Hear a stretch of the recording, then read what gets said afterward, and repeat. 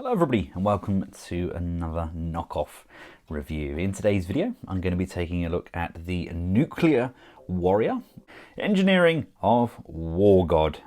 Yeah. This is officially by a KO company called Lubo. I've been led to believe that they are Wei Jiang. Correct me if I'm wrong, if anybody's in the know-how, but these are the oversized versions of DX9 Hulkie. Now we know that MechFan Toys made a similar sized version of Hulkie, and then we had the kind of alloy version from Zigzangzhou, whoever they were. That was the die-cast and orange version, which was oversized, and this is bigger still. Now from the get-go, I do not have those versions of Hulkie anymore. Financial constraints meant that I had to sell them and pass them on, but I can assure you this is the biggest version of Hulkie that we've had to date. Now it's made of a very solid plastic, actually less chalky in my opinion than the likes of Iron Factory and some of the earlier DX9 products. It definitely feels like it would be made by Wei Jiang, so who knows, maybe it's just made up in the same factory. Now I have no idea where all of the guns are meant to go on these figures, so I've kind of just shoved them on as we see fit, but scale wise I think these actually scale remarkably well in their vehicle modes alongside the Legends class figures. If we bring in DX9's Optimus, and say if we bring in Mixmaster, for example, that's pretty darn close, isn't it? I mean, there's not a great deal in that. Considering these are construction vehicles, I actually think that scale works remarkably well. Now, whichever company or subsidiary actually produced these figures, they, in their infinite wisdom, decided to change their names. So, for the rest of the video, I will be referring to them by their official names because they are absolutely awesome. I'm gonna start off by taking a proper look at Hades. Yep, this is now Hades. Lovely bold purple. As you can see, I've got the fist on the back there. Very nice paint applications. Got some silver on the top there. Would like some little wheels on the bottom there, just so these could actually roll. But yeah, it's a good, solid kind of bulldozer, isn't it? I mean, you can't really ask for much more. Next up, we'll take a look at Ares. Yep, your guess is as good as mine. Again, lovely paint applications. Love the silver trim around that window section. Nice grille on there, little tiny wheels that actually roll. And there we have a visible bot head on the back there. The mixer, again, does roll. Not too sure where to put the gun on him, so I've kind of just pegged it into the back there. I think the wheels are the weakest part of this figure, without a shadow of a doubt. And we do have a sprue mark on there. Next up we have the mighty Lavender. I don't know. We've got wheels that roll. We've got a really nice kind of grille on the front there. Everything's bold, but with quite a few of these sprue marks. They've got off a nice clean underside on there. It's why lavender? Why? I think I've translated a few pieces here and not kind of Googled what they mean. Next up, we have Waves Winter. Again, nice use of the purple, and I've used the gun as kind of a exhaust there. The wheels roll, again, really big wheels. I would have liked some kind of silver on the hubcaps or the centers of the wheels, but I can do that with the Sharpie. But it would have been nice to have had that done for me. And again, we've got really nice, very bold purple being used. Here we have Forken, spelt F-O-R-R-K-E-N, Forken. Forken, heck. There we go. Again, I believe this is die cast on the end there. We have the ability to rotate. Again, I've just stored the gun and the fist on the back there. Could have done with those little wheels just being present, but all in all, it's a pretty nice looking excavator. And lastly, we have Pluto. There doesn't seem to be any rhyme or reason to the naming. Love this purple. Really nice applications, and the purple plastic as well. Very, very nice. Very true to Devastator. And there we have the visible head syndrome. They are our Constructicons in their vehicle forms. Now we do get the large cannon that comes with them, which is designed to fit in Devastator's hand. Nothing untoward there. Would have liked some small purple pegs just to fill those gaps, but at the end of the day, this is a very cheap product. You're getting a lot of Devastator for your money. Now let's get these transformed up into their robot modes. The transformation of these is exactly the same as what DX9 gave us, so it's just a matter of removing any weapons or fists that came with them and just getting them all transformed up. They've done a really nice job kind of upscaling these.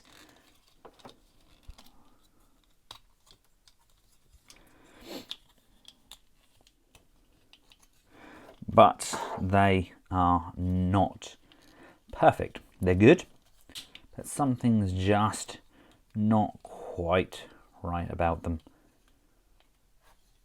There we go. Let's put his gun in his hand. I mean, look at those little stumpy arms on him.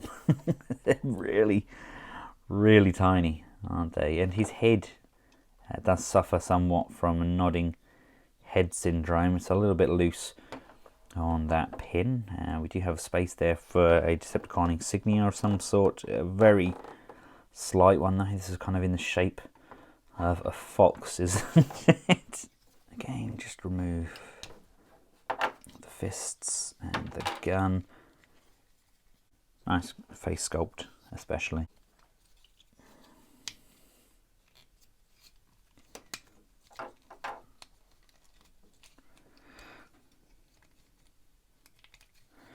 I'm sure all of you have seen this transformation hundreds of times, but for the odd person that hasn't seen it at all, let's just go through it.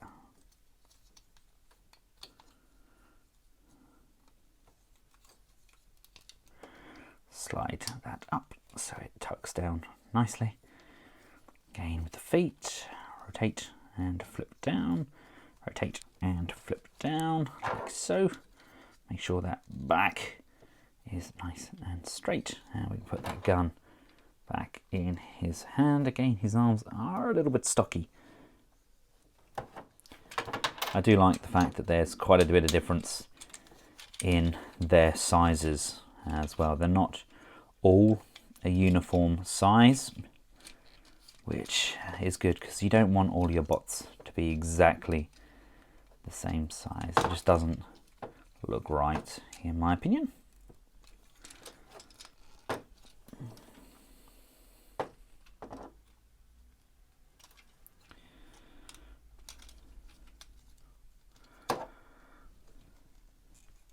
Now this is an oddity, in my opinion. I'm not sure I like what they've done with his head there.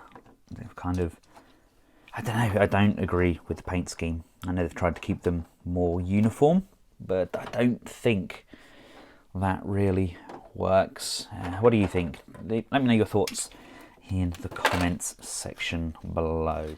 I would have preferred it if they'd have kept some of the colours as they were. Sometimes you have to think, if it isn't broken, then don't try and fix it. Again, look.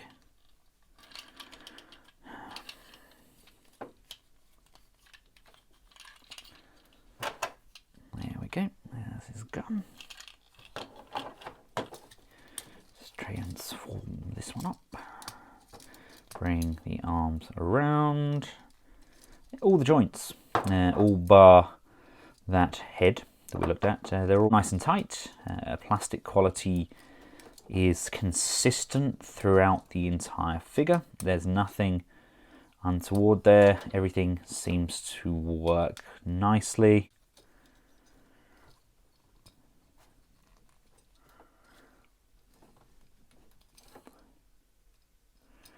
Everything seems to do as it's told and hold together really well. And last but not least, we have Mixmaster. Sorry, Aries.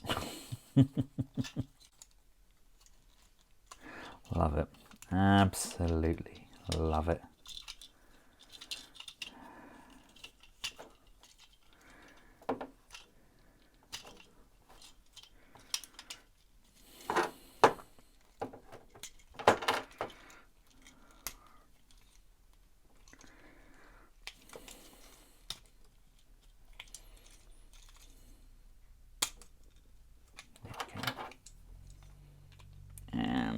There we go. Here they all are transformed up in their glory. Now there are some questionable decisions on paint applications, but all in all they look like fairly good sized Constructicons. As you can see, I've decided to store the fists behind their heads. That's just design preference. That's what I've chosen to do. Don't get me wrong, some of the heads are black where I prefer them to be silver, and some are purple where I prefer them to be black. Some of them have really, really short arms. You'd think that the arms could extend a little bit more, but unfortunately that's not the case. Now personally, I think the scale is somewhat of an odd choice. The vehicles definitely scaled remarkably well with the Legend class figures, but it would appear that the robot modes actually scale better with the oversized Legends. The companies such as MechFanToys or Mech Planet Hot Soldiers, both of which are made in the same factories. I just think they look too tall, especially against Prime there. They just tower over them.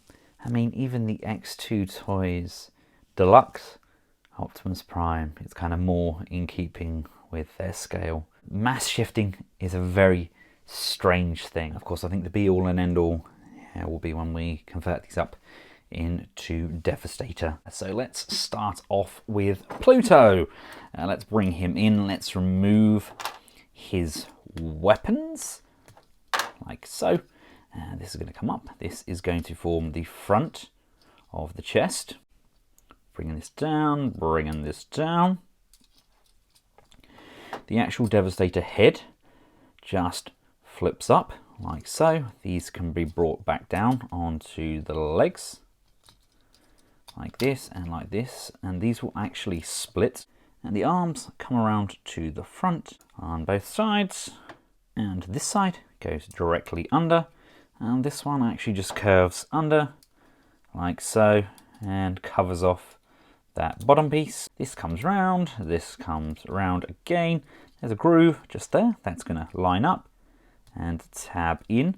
Now this is where I'm noticing the difference between this and the other versions of Devastator. This is remarkably tight and secure, and then bring and lock that down. Really does fit into place nicely. And same with the front there, just peg that in on both sides. There we go, that's our first part of Devastator. We can bring in Falcon, bring his head down. The legs are going to come down to the base, like so. Bring those back round, make sure the feet are all back in line. The hand comes out and extends like so, and then these can come round and they're going to tab in on either side of that arm piece. There's a tab underneath here that will come out, and that's what's going to tab into our torso. And then we can just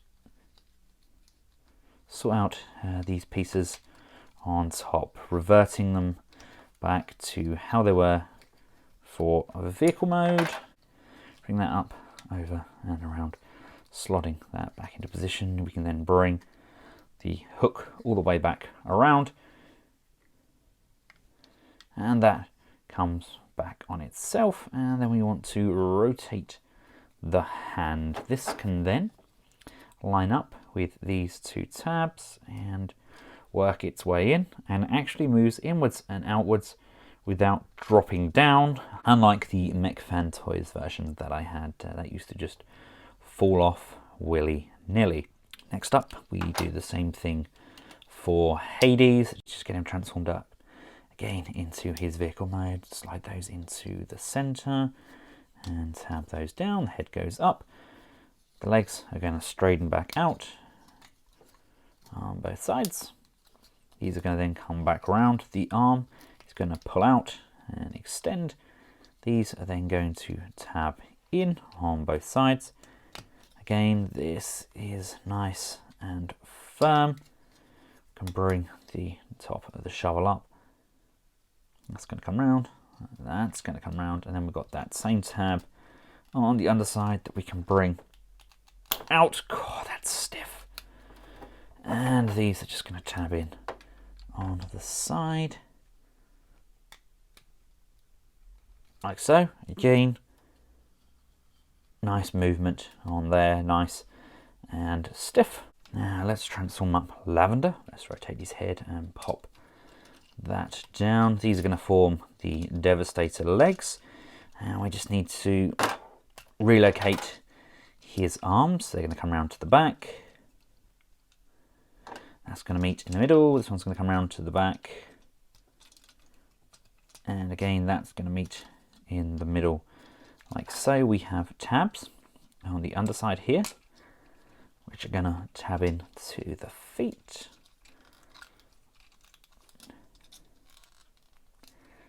God, that's stiff. Oh, there we go. Right, that's there. Make sure everything is where it should be. There we go, there we go. And if we look on the underside, these should all tab up. There's this slot here, and there's this tab here. Tab and slots. So let's tab the front one in first, and then come around to the back. Make sure these are nipped together. There's another circular tab on this forearm, which should tab in nicely as well.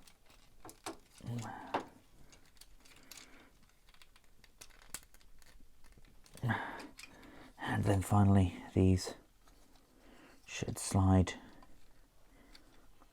into that back piece by nipping those together and just pushing and firmly securing everything into position. Oh. God, blimey. This is solid as a rock. Remove our guns, pull and extend. Feet are going to extend outwards and come down, extend outwards and come down. These will then come over like so, and form the vehicle. We can rotate the arms around. They're going to push back and tab in, rotate, push back, and slide, and tab. These are just going to split, and if you look on the inside there, there's a groove for the leg to slide in. That's just going to slide in on both sides, and then we're going to push and secure that back into location. And let's just do the same with Mixmaster. Bring that foot down and then bring this out on this secondary hinge. Flip these feet back. This is going to go here.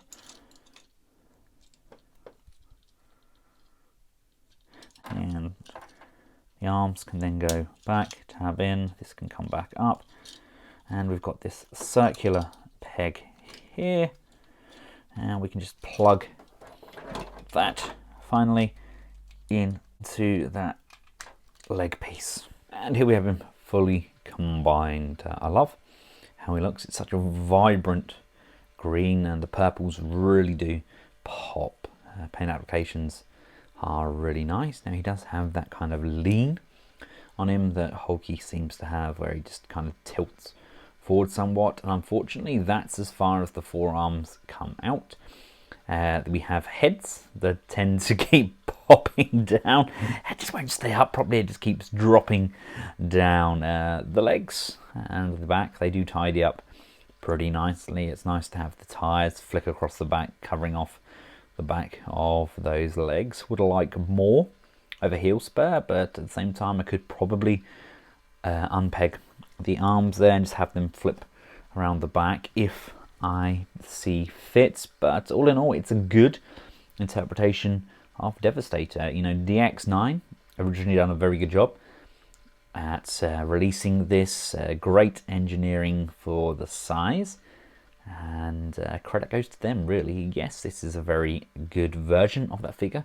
It's made exceptionally well. It's made from a very durable plastic and it looks exceptionally good, but credit goes where credit's due. Right, now we've got him fully combined. What are your thoughts on scale? I think, again, looking at Prime and Bumblebee, I think that he actually, now that he's fully combined, up scales with the original Legends class figures like DX9, Unique Toys, and the Iron Factory figures. I think that now works really well.